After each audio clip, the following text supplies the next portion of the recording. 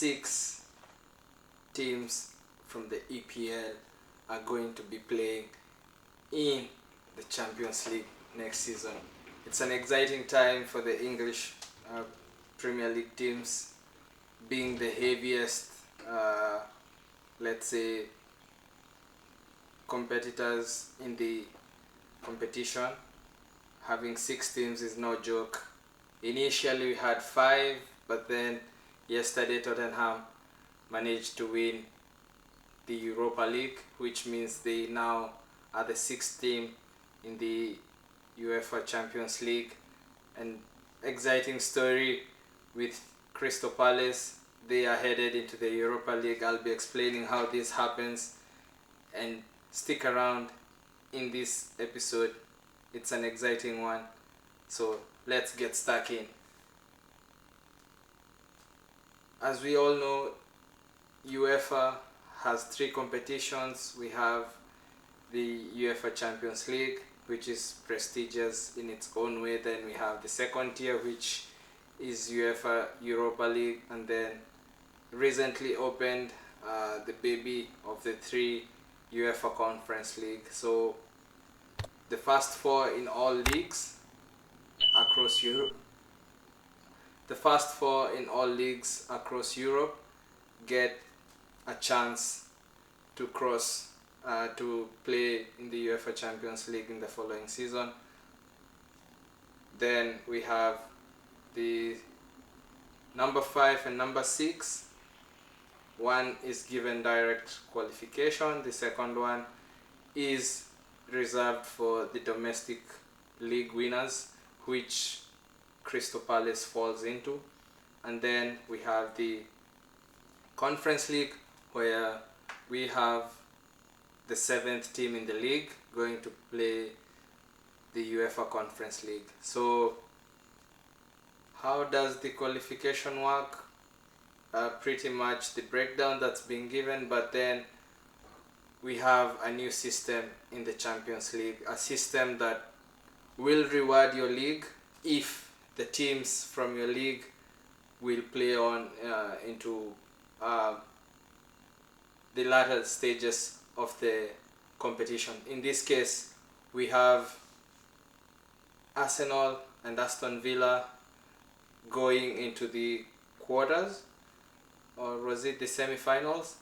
And then this plus the coefficient thing that UEFA is now trying to kind of integrate added the 5th slot to the Premier League. With this kind of format, it's way easier to see kind of a mid-tier team kind of sneak to the Europe's elites, because now you have 5 teams.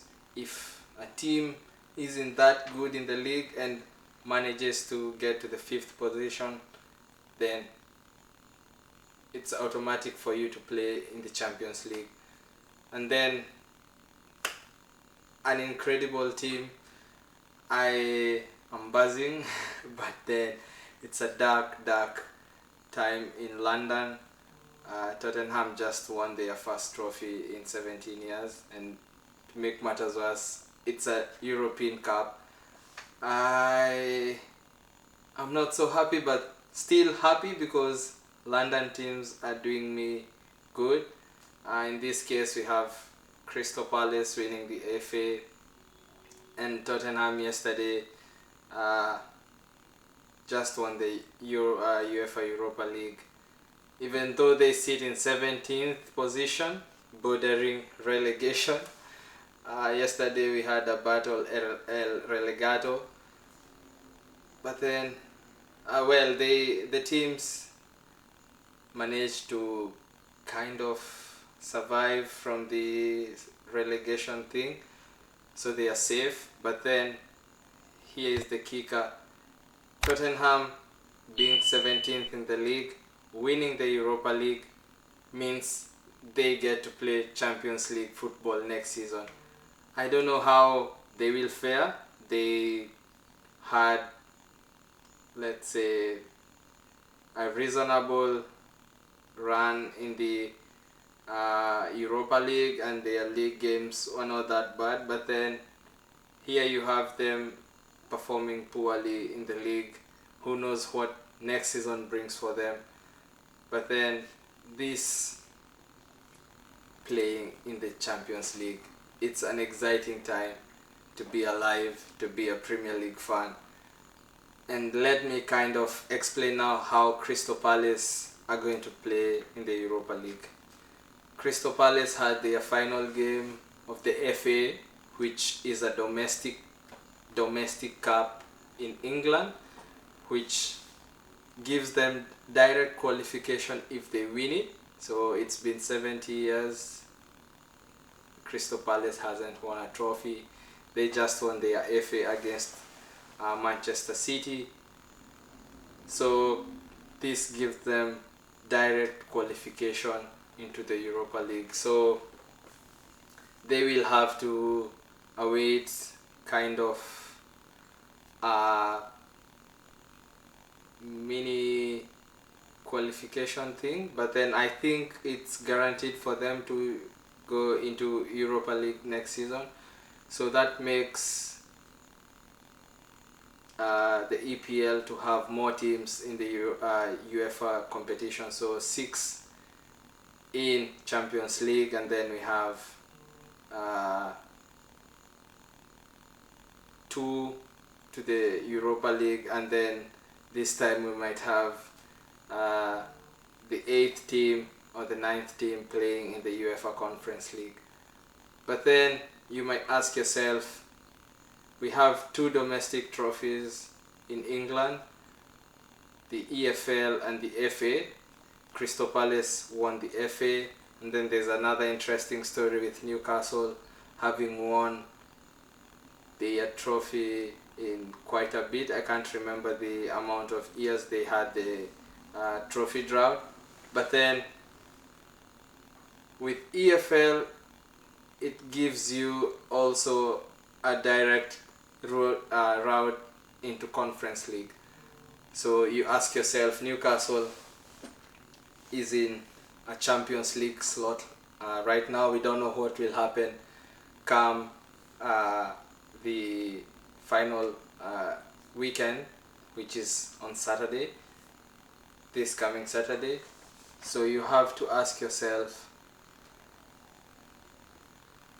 if Newcastle fall out of the Champions League teams, will they fall into the UEFA Europa League, or will they fall into the Conference League because they already have direct qualification? So it's an interesting and intriguing thing that I'd like anybody in the comments to chip in, because I would like also to understand the scenario that would play in as of Newcastle falling off the Champions League slots. They already have direct qualification to play Conference League because they won the EFL Cup. And then what happens if they get into a Europa League slot? Do they play Europa League or do they play in the Conference League? Talk to me in the comments. Let's unpack this can of worms that comes with the Europa League.